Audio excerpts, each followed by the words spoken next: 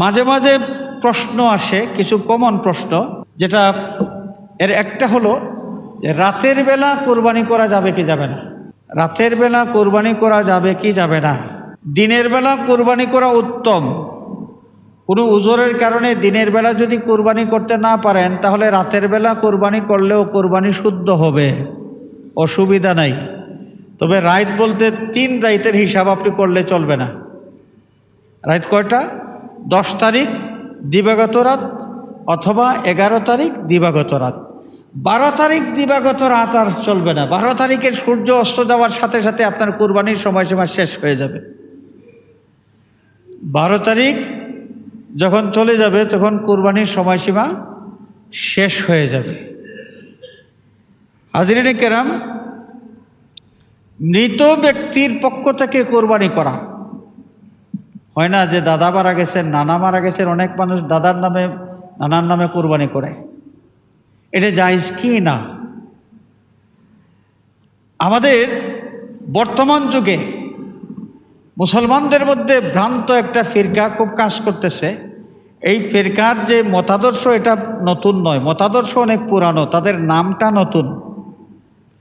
ইদানিংকালে আমাদের যে লামাঝাবি ভাইয়েরা আছে, মাঝহাব মানে না, ওনারা বেশ গোলাবাজি করতেছেন যে মাইয়িতের নামে, মৃত ব্যক্তির নামে কোরবানি করলে এটা শুদ্ধ হবে না, জায়েজ হবে না, ইত্যাদি হাবিজাবি।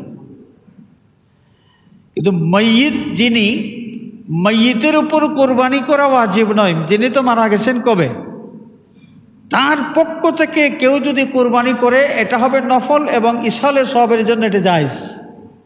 আল্লাহর ওয়াস্তে তার নামে এই কাজটা করা হইল, এর সওয়াবটা তিনি যেন পান। ইসালে সওয়াব অস্বীকার করেছিল মুতাজিলা ইসালে সওয়াব বিশ্বাস করে না। এই কারণে কোনো মানুষ নেক আমল করে এই নেক আমলের সওয়াবটা অন্য কাউকে দান করবেন, এটা তারা মানে না। তো কোরবানি করলে, মাইয়িত ব্যক্তির জন্য কোরবানি করলে এটা তো ইসালে সওয়াব হবে, এই কোরবানির সওয়াবটা মাইয়িতের রুহের মধ্যে পৌঁছাবে। তারা তো ইসালে সওয়াব বিশ্বাস করে না।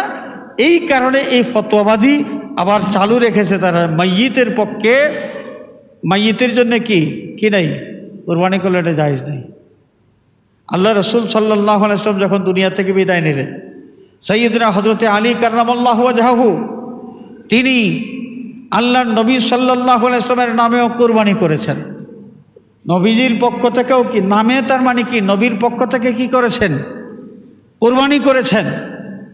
হযরতে আলী রাদিয়াল্লাহু তাআলা আনহু, যার জন্য আল্লাহর নবী এই ঘোষণা দিয়েছেন, ও আলিয়ুন বাবুহা আনা মাদিনাতুল ইলমি ওয়া আলিয়ুন বাবুহা, আমি হচ্ছি ইলমের শহর এবং সেই শহরে পৌঁছানোর দরজা হলেন আলী।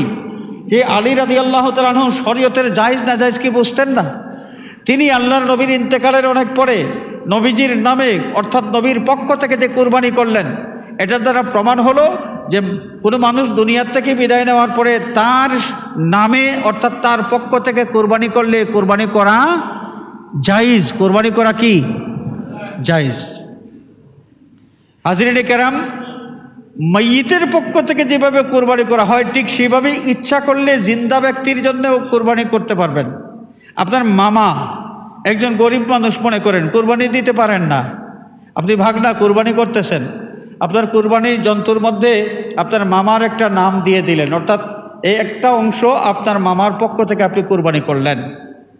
তাহলে এটা যদিও তার উপর কোরবানি ওয়াজিব নয়, কিন্তু ভাগনা আপনি যদি আপনার মামার নামে কোরবানি করেন তাহলে এই কোরবানির সওয়াবটা আপনার জিন্দা মামার আমলনামার মধ্যে পৌঁছে যাবে, তার আমলনামার মধ্যে পৌঁছে যাবে।